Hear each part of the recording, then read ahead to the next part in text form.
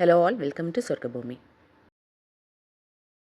என்னோட கார்டனில் இந்த பந்தல் போட்டதுலேருந்து இந்த மாதிரி பல வகையான காய்கள் இந்த பந்தலில் இந்த மாதிரி காய்ச்சி தொங்கணும் அப்படின்றத பார்க்கணுன்னு ரொம்ப நாள் ஆசை.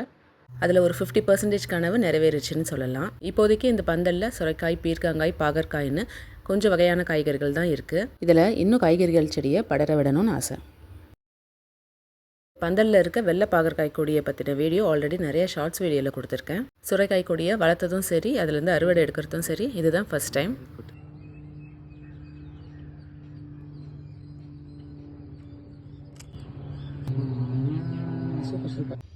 எனக்கு இந்த கொடி காய்கறிகளில் பீர்க்கங்காய், பாகற்காய், சுரைக்காய், புடலங்காய் இந்த மாதிரி காய்கறி வகையில் ரொம்ப கஷ்டப்படுத்தாமல் ரொம்ப ஈஸியாக வளரக்கூடியதுன்னு பார்த்தீங்கன்னா பீர்க்கங்காய் கொடி தாங்க.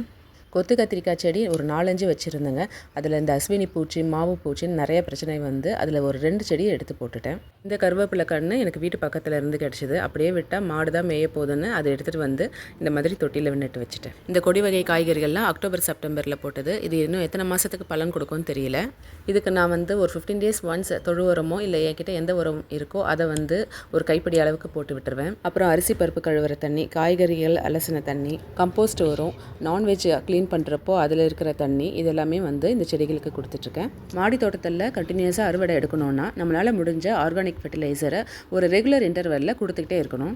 பச்சை மிளகாய் செடின்னு பார்த்தீங்கன்னா என்கிட்ட இந்த ஒரு செடி தான் இருக்குது. 1 இல்லைனா 2 செடி போதுங்க நம்ம வீட்டு தேவைக்கு.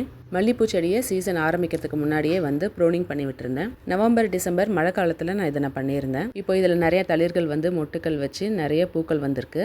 இந்த மல்லிப்பூ செடிக்கு நான் கொடுக்குற லிக்விட் ஃபெர்டிலைசரை பற்றின வீடியோவும் நிறைய ஷார்ட்ஸ் வீடியோவில் கொடுத்துருக்கேன். நிறைய வகையான மல்லிப்பூ செடி இருக்குது. இந்த மல்லிப்பூ வந்து அடுக்கு மல்லின்னு நினைக்கிறேன்.